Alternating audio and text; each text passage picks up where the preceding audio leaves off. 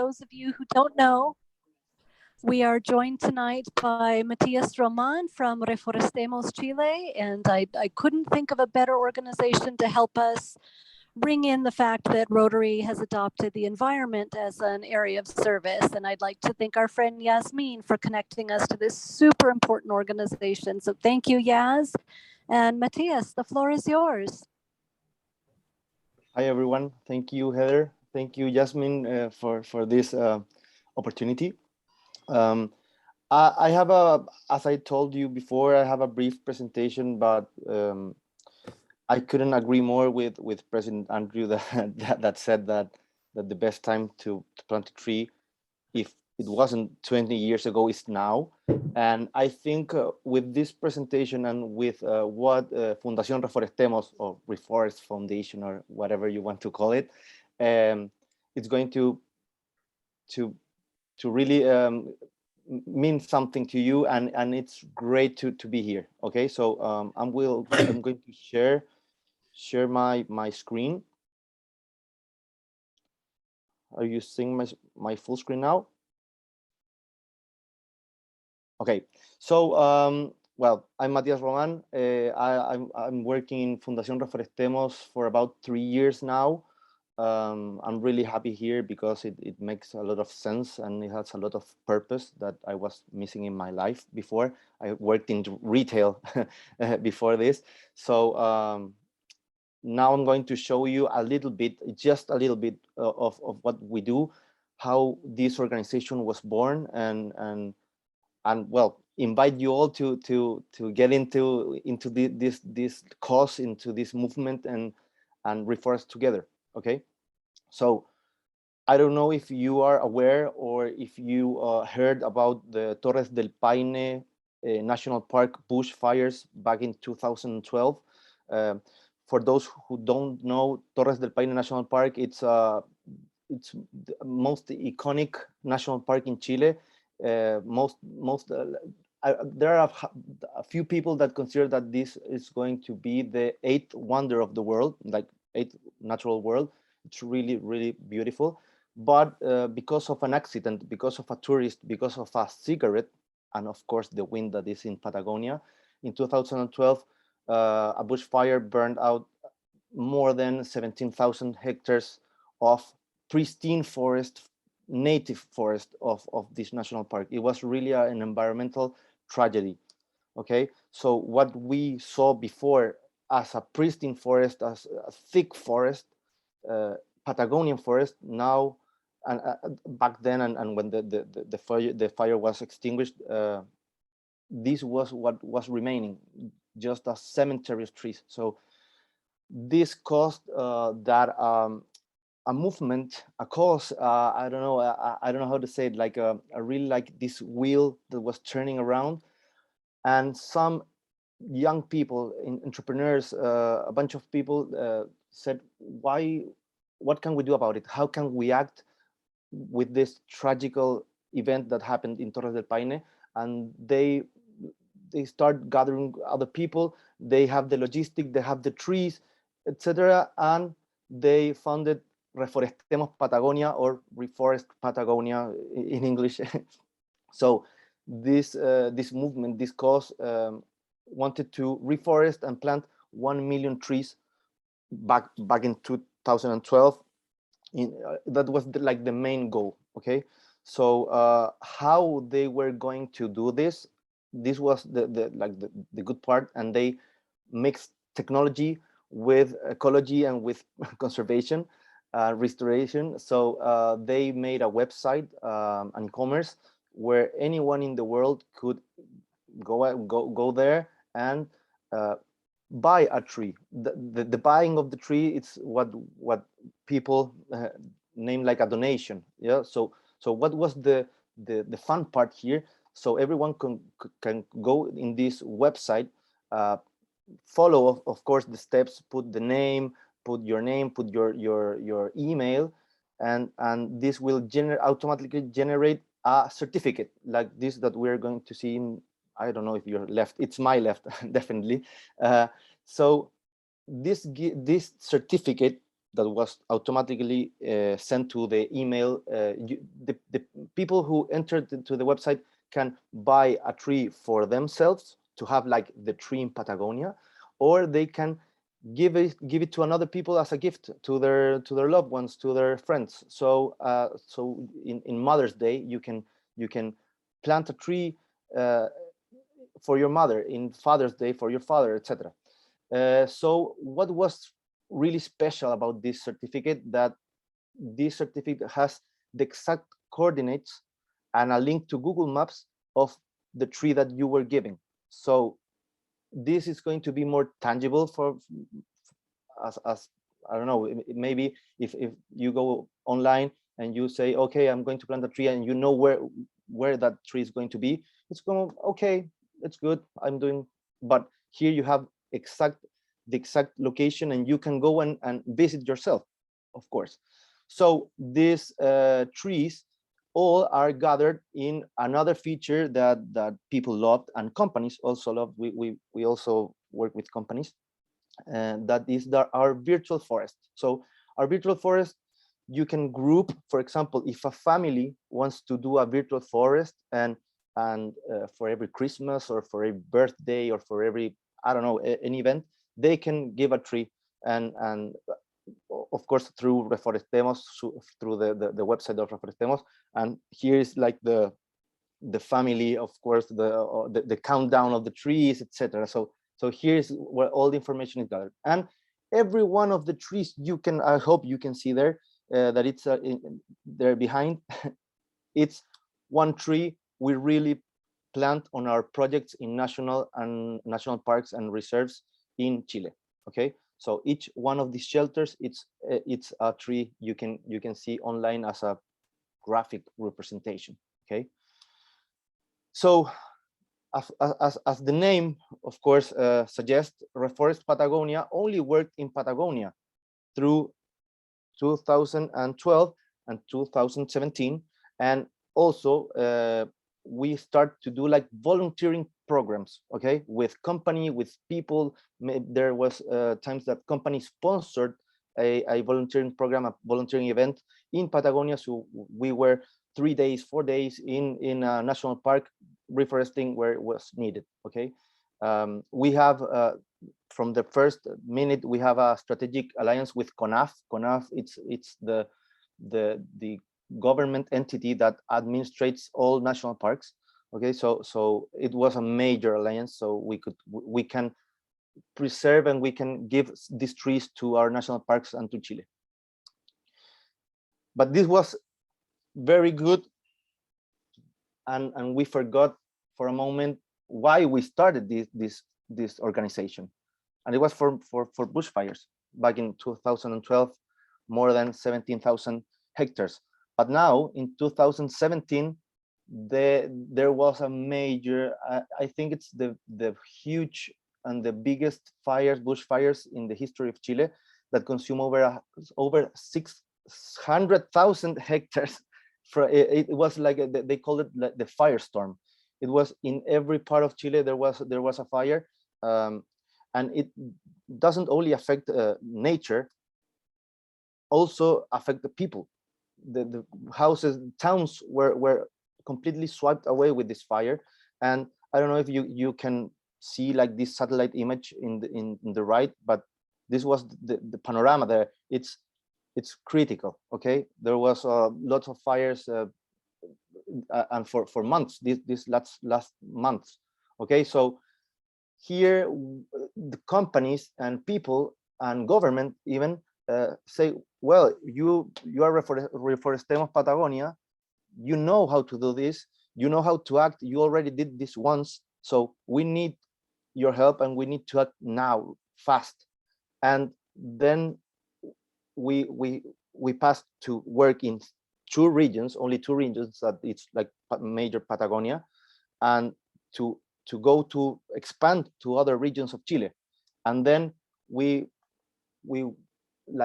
were obligated to change our name, because we would just not stay in Patagonia, we're going to Chile right away. So now we change our name to Fundación Reforestemos. Okay, and Fundación Reforestemos in that time was 3 regions. Now, in this time, we're in 11 regions, or we have worked in 11 regions.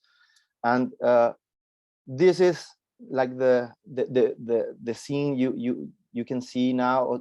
Back then, after the fires, after everything was like safe, we started to go with volunteers, with companies, of course with the website, because with the website what we do is we fund our projects, our major projects, and then we contract local workers to do things like this, for example, that they can plant 20,000 trees in one project in 1 week, for example.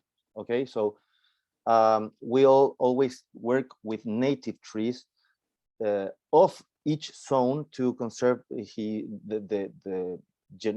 how do you say, the genetics of the plants. So one plant of one region maybe it's the same name, it's the same plant, but it's the composition of the genetics, it's completely different.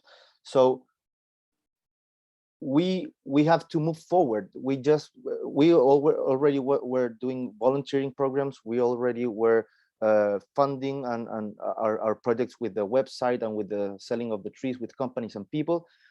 But we realized that if we educate people, education it's critical. Why? Because if we educate people, we will have more conscious. It will be more conscious about it. Okay, so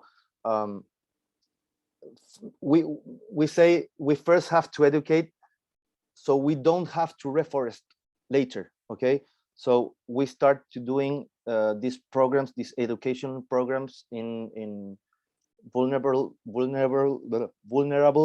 schools in Chile, so everyone can learn about it. Everyone can learn about climate change. Everyone can learn how forest and native forests in Chile are helping climate change, and so they can be in the future change agents. Okay, so that is like the philosophy and the thought about it, and we're really proud of what we have done. And now, as I told you, we start with this goal of 1 million plants, 1 million native trees back in 2012. Now in 2022, we are really proud to say that we reached this goal. It took us a little bit longer than we expected, but we have now this year, with our 10th anniversary, completed the 1 million trees. We have worked in 52 communes, municipalities. I don't know how to say it in English. We have worked in 11 regions, and now that we completed this goal, we want more, of course. we're not selling down. We're not like giving this up. So we continue working in Chile, and also we're very proud to tell you that we're going to open projects in Argentina, and we're opening projects in Peru. That's in the near future. Then we want to, of course, go to for Latin America, for Central America, maybe the world after that. But this project that once started as a project, now with one person, maybe two, and then now we have working 11 people, like a full day. We are just this year now we're starting our reforestation project, like the execution of the project, the real planting of the trees for this year, and we're planting almost 300,000. So it's really, it's overwhelming to see how this goes, how this has evolution, and how people and companies and organizations and government is every day it's more willing for initiatives like this, for caring about the environment. And I really also appreciate that you said that Rotary also is going for these environmental causes. So this is, with this I close, and I really appreciate this instance to talk to you, to having the opportunity to show you a little bit of Reforestemos. And I hope my English, that you understand a bit of what I told you this afternoon. But now, thank you very much for your time, and I'm willing to answer all your questions. Turn that microphone. We had absolutely no problems understanding you. Okay. Thank you. Everything was very, very clear. And I'm sure there are going to be some people who have questions for you. I know I have one, but I'll defer to my colleagues here, both online and in person. Anyone else with questions? And would you mind to turn off your share screen so we can see each other? Yes, of course, sorry. Perfect. Perfect. So, Holly has a question. You're muted, Holly. So how do you get so many little trees to plant? I mean, it takes a while to grow a little tree. Yeah, that's a very good question. And that's one of the main factors of why this bunch of people, of entrepreneurs in 2012, couldn't reach couldn't get to that goal, because, as you say, growing trees is really a slow process. But we have we work with local nurseries, plant nurseries. So in each region, in each city, or in each near each project we work with nurseries that they can generate around 200,000 plants per year. So some less, some more. We also have a really good alliance with a forestry company that it may sound very, I don't know if you know, but contradictory, because forest companies, they plant pines that are exotic to Chile, but this same company donate to us a lot of like 500,000 plants, like 3 or 4 or 5 years ago. So that almost kept our needs. They kept our needs with the demand we needed. I don't know how to say it, but that's why finally to sum up, it's we work with local nurseries and with this type of companies that provide us the trees. Thank you. In-person amigos, I'd ask if you want to speak. We've got our Zoom amigos who want to hear us too, so come up close to the microphone. Sure. I had the fortune of spending some time over the last couple of years with a forester for the U.S. Forest Service, and we talked a lot about the wildfires that have afflicted our part of the country, or our part of the world as well. And I got really interested in the forest management controversies that I didn't realize are raging out there in a different way than the fires themselves amongst people that are supposed to be preventing forest fires. And I'm just really curious if you can share with us any assessment you have from your part of the world of what are some of the most effective wildfire prevention policies that we might, look at here in our country. Yeah, well, I'm not an expert in this matter, but I think what we're doing, it's to, I don't know how to say this in English, but we're doing like with machines like retro, like how do you say this? I don't know. With machine, we like do some, we separate. We don't have, or we're trying to not have like hectares and hectares of continuous forest, of exotic pine trees or eucalyptus. So if the forest, it's if these bushfires are advancing to, they have a stop, like I don't know how to say this in English. In Spanish, it's cortafuegos. That we put like we dig like 20 meters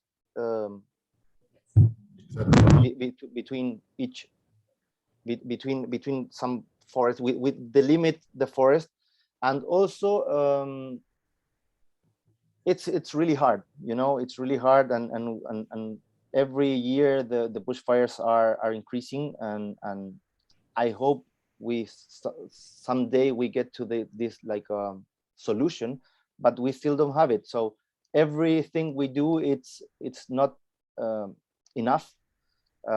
We try to do this. We try to clean, of course, the forest all the dry leaves, dry trees, dry everything so the fire don't have enough gas for fuel. So it's just like preventing these bushfires to advance. But I think that, as I said in the presentation, I think there is a lot to be done about the consciousness of people. You know, if in the perfect world we will not need all these preventing actions if people are conscious enough to don't throw garbage. And you say, well, garbage, how can that affect a bushfire? Well, if you throw a bottle of glass, it can do this effect with the sun that in 1 minute it start a fire. If people are smoking, you say, okay, I will how do you say, Isar? I don't know. Oh, sorry for my English. Cigarette butts, throwing away your cigarette butts.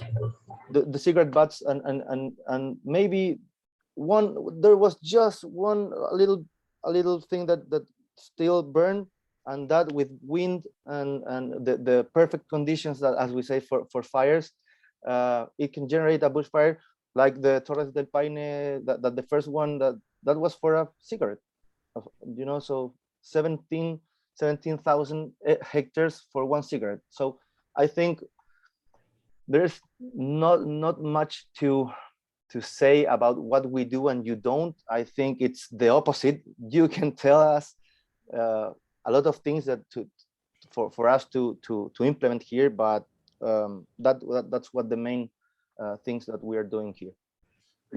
Cristobal, if I may follow up on that question. You're planting forests, but there has to be some plan for managing those forests. In other words, there has to be money put into what happens when these trees grow. And an actively managed forest means that you cut down trees, you clear out the underbrush. Does your organization have plans for the future to do that? I mean, it's one thing to keep on planting and planting and planting, but that doesn't do any good if you don't have other mechanisms.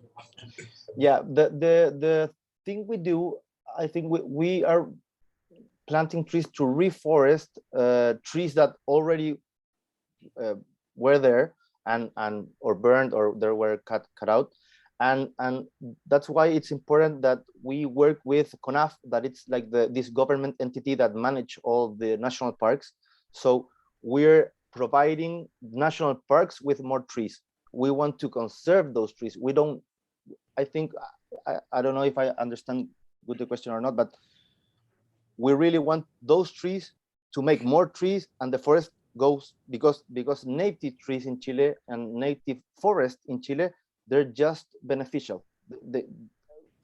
I haven't heard that you have like a bad some bad consequences of having native forest. You know, it filters water, it gives you biodiversity. As it filters water, itself has more humidity in the air, so it works as a firewall. Thank you, Yazmín. As a firewall, like a natural firewall for these bushfires. So it's just beneficial. So if we plant trees, we will not want to cut them in a few. No, never. All right, we got, I think, one more question here. Yes. When you plant, do you plant different varieties of trees or do you plant the same tree every place? It's a good question, and we have worked with several type of experimental planting. Okay, the majority of in general we plant with of course with a variety. In nature, it's really rare to see like one species, but for example, that happened in Patagonia. There is a predominant species that it's lenga. It's called lenga. So in Patagonia, we just plant lenga because it's really resilient. It's really much cold, much snow, much winds, really good. But for example, if you're going north in Chile to the center zone of Chile, you can have one forest with, I don't know, we have planted in some projects like 18 different types of species in the same project, and it's, I don't know if I have been told by our forestry engineers that it's, if you have more variety, you have more biodiversity, it's more beneficial for the ecosystem finally. Thank you. Thank you. Yep. Anyone else online? Questions? Well, thank you very much, I mean, for giving you giving us your time and expertise. We really enjoyed it. Thank you very much, and really thank you for this opportunity to talk about this cause and my organization. So really grateful for that. Thank you, Cristobal. We are going to move to our regular order of business here. You don't have to stay, but you're welcome to stay. No, I have to. I have a little baby, so maybe I have to go to sleep now. We understand that. I'm surprised that, I mean, she let you talk this long. Okay. Yeah, me too. Okay, so thank you very much, and let's get in touch. So Adios. Okay. All right. Well, we'll move to the next order of the business, which is Mark Saylor, whose name I mutilated in the newsletter. Will be telling us a little bit about his life. He is actually Rotarian, so it's not a matter of becoming a new Rotarian. It's just simply a matter of changing clubs, and so we're all very eager to hear more about Mark's life from him. You can do it over here, you can do it there, whatever you want. Thank you, Andrew. Am I crowding you here? Nope, not at all. Okay. Hi, everybody. My name's Mark Saylor. And first of all, thank you for letting me join your club. It's an honor to be here among so many friendly faces. So my bio, I'll start off with my career and me. I grew up in Wyoming, Casper, Wyoming. Went to school in Laramie, Wyoming, and became a CPA and practiced for about 10 years. After that, I worked as a CFO and controller at mostly at hospitals for about 30 years. I've retired, but now I'm working a few hours a week for the Small Business Development Center. So that's me in a nutshell. My family, I'm recently celebrated a 39-year anniversary with my lovely wife, Connie. So she was a stay-at-home mom for most of her career, but recently, about 7 years ago, we purchased a quilt pattern company that she runs. So she designs and sells quilt patterns. And we specialize in Hawaiian quilts, of all things. Anyway, so that's my wife. I have two children, two grown children. We moved here because of one of my grown children. My daughter Stevie is a photographer and also works for Sweet Cheeks Winery here in town. And so we ended up buying a house right across the street from her. So she is living there with her husband and our grand dog, our golden retriever grand dog. And she is, of course, a U of O graduate. My son, Rick, is currently living in Berkeley, California, also a U of O graduate. He went on to earn his PhD in chemistry at UC Davis, and now he's a researcher with Berkeley, University of California. No children. He does have a partner, but no children, and both of them we're not terribly optimistic that we will have grandchildren. So, but we have granddog, so that's okay. Well, let me tell you a little bit about Rotary and volunteering. When I graduated from college and went to work, the firm had a policy that all accountants must be involved in the community. Good project, good policy. Remember, the managing partner said, you know, you get the community pays your salary, pay it back. At that time, at the age of 23, I joined JC's. Does anybody remember JC's? It was a young man's leadership organization, good organization, but at age 30, you're not they boot you out. So then I joined Kiwanis. That was a good fit. I loved working with my hands, working with people. I loved Kiwanis. When I moved to Oregon, I joined Kiwanis in Eastern Oregon.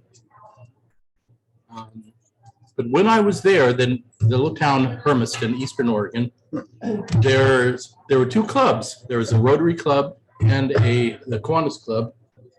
And most of the community people were in one or the other. Well, you know, I really liked what Rotary or Kiwanis did, but I was always envious of youth exchange students that would occasionally come to Kiwanis. We would see in the community. I always thought, boy, that's such a great program. And I was envious of that, but you know, in a small town, you know, like that, it would really be politically difficult to change clubs, you know, to be a trader, because in fact, the two clubs had an annual softball tournament. We took jabs at each other all the time. And that was kind of a fun thing. We had mutual respect, but took jabs.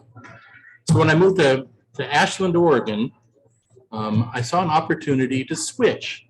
So when I moved to Ashland, I joined the morning club, the Lithia Springs Rotary Club, which was a wonderful fit. And I was there about 2 months, and it was announced that, you know, we need host families for the upcoming year. And, you know, since I specifically joined Rotary because of the youth exchange, raised our hand. I went home that night and said, told my wife, you know, I think we are going to have a youth exchange student. She said, what?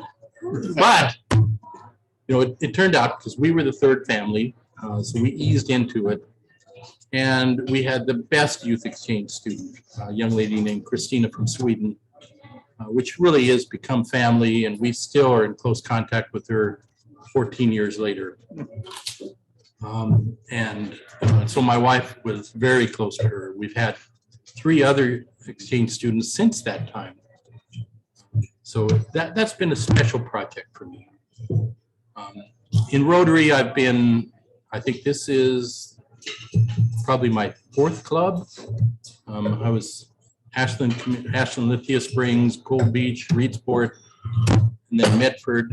And for this club, and I was president of 2. I think when I was in Kiwanis, I was asked to be the president. I said, you know, I don't have time. When I went to Ashland, you know, they asked me again. I said, I don't really have the time. And then when I think someday I'm going to do this. Well, someday didn't come because I got a new job and moved to Gold Beach. So I decided, okay, now is the time. So I became president there. But halfway through my term, I changed jobs again and went to Reedsport, and they said, you know, we don't have a president-elect. Oh, no. So 2 years in a row, I went to president's training, PETS. When I moved to Medford, I decided to take a different approach. As an accountant, I've kind of always had the philosophy not to be the treasurer. You know, I do that enough and I don't really need to do it. But I changed my tune because I thought, okay, if I'm the treasurer, I can't be the president. So that was Ashland. Now, Rotary has done some wonderful things for me and especially for my family, especially my children. I think because of Rotary, our children have traveled. And my daughter spent a summer abroad through the university in Italy studying art, and had a great time, which she probably wouldn't have done except for the exchange program.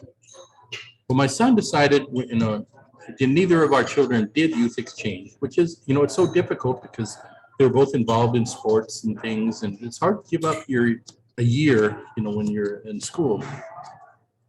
But my son's junior year of college, he decided to study abroad, and he selected Sweden, which our youth exchange daughter Christina is from. Christina was a beautiful girl. He was 14, she was 18 when she was in our home. He was madly in love with her. So his idea was he was going to go to Sweden and sweep her off her feet, even though she had already married at the time. That didn't seem to faze him. Anyway, he went to Sweden, and really because of this, he chose Uppsala University right outside of Stockholm. Didn't know why. But as it turns out, luck will have it, Uppsala is the university where the Nobel Prizes are awarded, everything except peace. So he was able to see a lot of presentations from Nobel scholars while he was there. And the great thing is, as a chemistry major, he was involved in research. And in Sweden, they are not class, not sure how to say it, but as an undergrad, he was treated equal to the professors and graduate students, and he really got into it. That's probably what made him decide to go to get his PhD, because of that. So really, and he's traveled the world, and in fact, he was the very first young person in Oregon to do a project called New Generation. It's a program for 18 to 25-year-olds, about that, for the next step beyond youth exchange. Anyway, I heard about this. I think that when I was at Pets, I heard about this program. I called up my son that night and I said, "Hey, I think there's a program I think you'd like. Sounds really interesting." And because he had not yet committed to graduate school, he wasn't sure what he was going to do. So that next day, Sunday morning, he had an application completed. So because it was a new program, it took him a while to get there. So his program was to become a chemist in Ecuador, not Ecuador, next to Colombia. So he spent 4 months living with a Rotary family in Ecuador, working at a caustic chemical factory. Great program. Of course, we were nervous about Colombia. You've heard things that, but it turned out to be a wonderful experience for him that propelled him. So there are things that really helped. Really, Rotary really helped my family more than me. I'm not here. Obviously I joined Rotary to help the community and other people, but, we benefited along the way, and that's fine. So let me tell you a little bit about some of my hobbies and things that I do. First of all, because I'm here, I love to volunteer. I love hands-on. I love to do things like that. I volunteered at other things. In Medford, I was a long-time volunteer at the Brit Gardens, the music festival. When I came here, I thought, what would really be fun is the Restore, Habitat for Humanity Restore. I thought, that's such a fun place. I thought that would be fun to volunteer. So on Friday afternoons, you can come and see me, and I'll, I find all kinds of interesting things. I work in the loading dock, and I don't know what most of it is, and I'm not very mechanical, so it's a treat. Anyway, so that's part of my hobby. I like to garden, and probably my biggest hobby is I love music. As a youth, starting at age 12,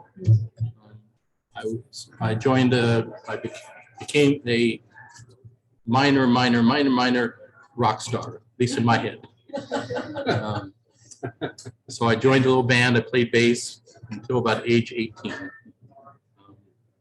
So I've always enjoyed music. The only thing that I love live music. So if anybody, anytime wants to go to live music and doesn't have a partner to go with, well, just give me a call. But the music is great. I love music. The only detriment is that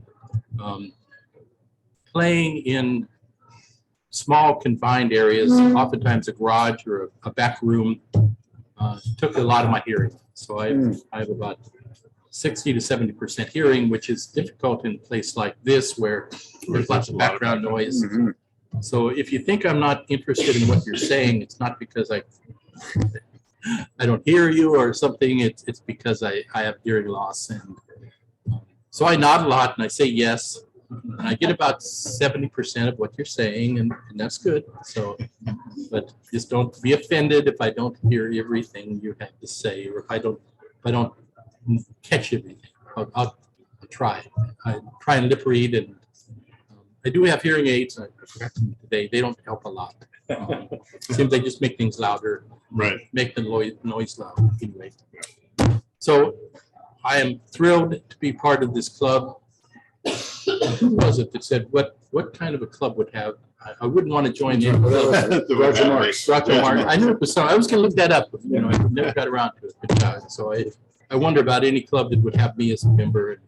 So you're a suspect. You and Groucho. Yeah. Exactly. So anyway, I'm thrilled that Groucho isn't here and I could join this club, and I'm looking forward to making friendships with everyone. And anyway, so that's Mark Saylor in a nutshell. Thank you. Thank you, Mark.